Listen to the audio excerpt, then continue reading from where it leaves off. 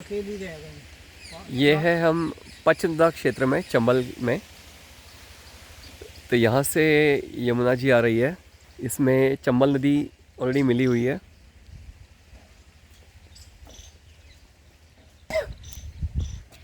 और यहाँ से 3 नदियाँ आ रही हैं। ये पानी में उसका जो रंग का फ़र्क है वो पूरा साफ तौर से दिखाई दे रहा है यहाँ पर।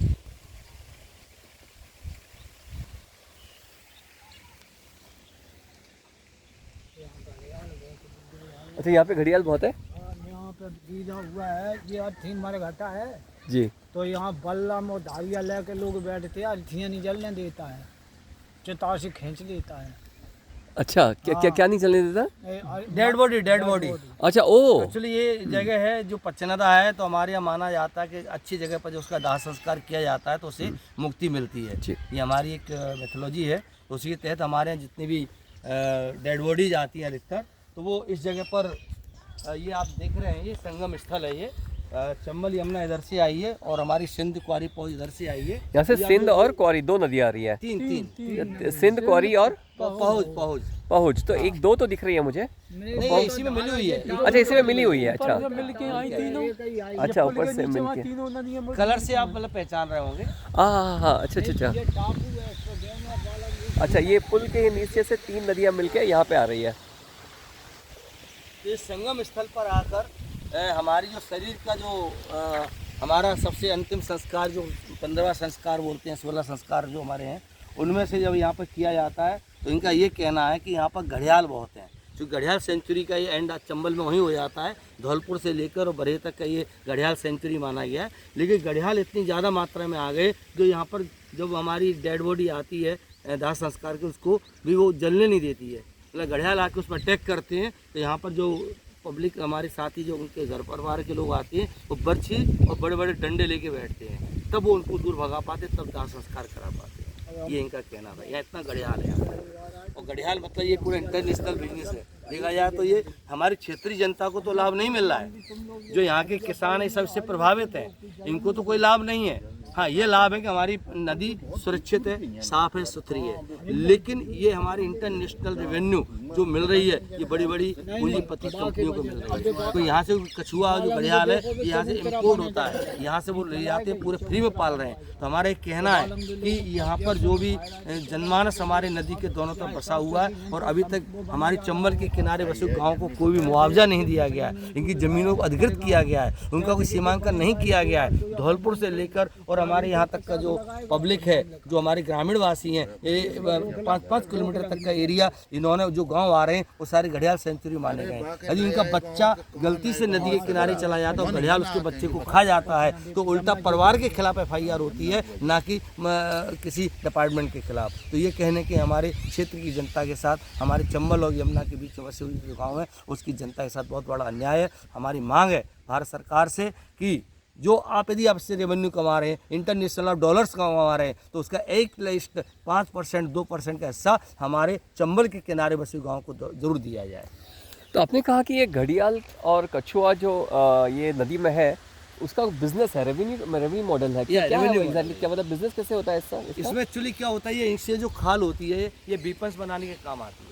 वेपन्स? यस। और कौन से किस प्रकार के? ये जो हम लोग जो ये बनाते हैं ना, अच्छा, बुलेट प्रूफ जैकेट्स वगैरह जो होता है, इसके ऊपर का जो खाल होता है ना, बहुत ही ज़्यादा होता है, इसमें कोई गोली वोली इसको पार नहीं करती है। तो इंटरनेशनल बिजनेस है ये, और उसके एक तहत इस समझौता हमारी भारत सरकार ने किया था इंटरनेशनल एजेंसियों से। आपको बताऊँ, इसलिए घड़ियाल पाले जाते हैं, इसलिए कछुआ पाला जाता है हमारे यहाँ। तो यहाँ से जो घड़ियाल और कछुए पाए जाते हैं वो सरकार यहाँ से उसको ले जाती है, उसको मार के जो भी है उसके सिस्टम है पूरा। हाँ। उसके जो एक्सपोर्ट होता है और एक्सपोर्ट करने के बाद उससे रेवेन्यू आती है, उस रेवेन्यू से वो लोग अपने पैसा कमा रहे हैं। लेकिन हमारी क्षेत्र की जनता को, बेचारी भोली भाली जनता है, और शैक्षणिक मान लीजिए, और कुछ जनप्रतिनिधि यहाँ पर ऐसा जाग के नहीं आए। इस कारण से ये ना तो इसका सीमांकन कराया गया है, ना यहाँ की क्षेत्र की जनता को जो खेत ज़मीनें गई, पूर्वजों की ज़मीनें गई हैं, उसको ना तो उनका कोई मुआवजा दिया गया है। तो यह है चंबल क्षेत्र का पंचनदा क्षेत्र। तो यहाँ पे ऊपर से चंबल नदी तकरीबन 2 किलोमीटर ऊपर मिलके आई है और वो यहाँ पे यमुना बन जाती है। और फिर इस ओर से 3 नदियाँ मिलके आती है। कौन कौन सी 3 है? सिंध, क्वारी, क्वारी, पहुज। सिंध, क्वारी और पहुज। पहुज। तो सिंध का उगम कहाँ पे होता है? सिंध का उद्गम है हमारे एमपी में है, मध्य प्रदेश के एक ज़िले में है, मुझे याद नहीं आ रहा है। ओके, और क्वारी? क्वारी का भी हमारे मध्य प्रदेश की। अच्छा, और मतलब ये कूनो नदी है, कूनो। हाँ। कूनो जो हमारा जो चीता का अभयारण्य बनाया गया, वहाँ पर 2-3 नदियों के माध्यम से वहाँ से फिर 3 नदी मिलके क्वारी बन के आगे बढ़ती है। अच्छा, वहाँ कूनो एक नदी है, कूनो के बाद 2 नदी और है, ये तीनों का मिलन होता है, उसके बाद ये क्वारी बन के यहाँ तक हमारे यहाँ पे 1 किलोमीटर पीछे इसमें मिल जाती है। और तीसरी नदी का नाम क्या बताया? पहुज का जो उद्गम है ये झांसी के पास में हमारा एक हाइड्रो प्रोजेक्ट है, वहाँ का जो डैम बना हुआ है वहाँ से पहुज निकलती है। तो हमारे भिंड के और ये जालौन के किनारे किनारे ईपी बॉर्डर पे, एमपी ईपी बॉर्डर को चिरती हुई यहाँ तक आ जाती है। और अगर मैं बारिश में आऊँगा तो पूरा पानी यहाँ तक भरा होगा? पानी, ये ऊपर तक पानी मिलेगा। अच्छा, ये मंदिर तक ये पूरा डूब जाता है। अच्छा, ये मंदिर पूरा डूब जाता यस, है? यस। अच्छा, मतलब बहुत, ये हमारा ऊपर है, ये पानी डूब जाता है। मतलब 200-300 फीट के ऊपर गहराई होगी फिर तभी तो? ज़्यादा होगी। नीचे तो और गहरा है, अच्छा, इससे भी और भी गहरा है। ये पूरा डूब जाता है। पेड़ है ना, पेड़ कई बार जब बहुत अथाह पानी आता है तो सारे घड़ियाल फिर गांव में घुस जाते होंगे? हाँ, जाती तो यहाँ इसीलिए वीरान आप देख रहे हैं, कोई गांव भी नहीं दिखाई दे रहा आपको।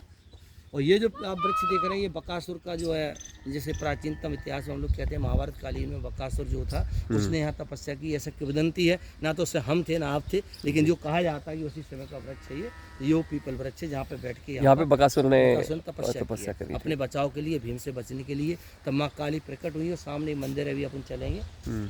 5 मंदिर वहीं पर है, 5 मंदिर लाइन से बने हैं, जो इस बात का प्रमाण देते हैं कि 5 नदियाँ यहाँ पर मिली हैं। और जो बंगाल की जो हमारी कलकत्ता की जो काली शक्ति है, उसने साक्षात यहाँ पर अपने दर्शन दिए। और उन्हीं का आशीर्वाद हमारे चक्करनगर राजा साहब को प्राप्त था। और चक्करनगर के राजा, वो एक अलग कहानी है, मैं बताऊंगा उसके, ये लोग बताएंगे। और यहाँ पे कुछ माइग्रेटरी बर्ड्स दे रहे हैं मुझे। आते हैं यहाँ पर। ये काफ़ी, ये मैंने कच्छ में भी देखे थे, ये जो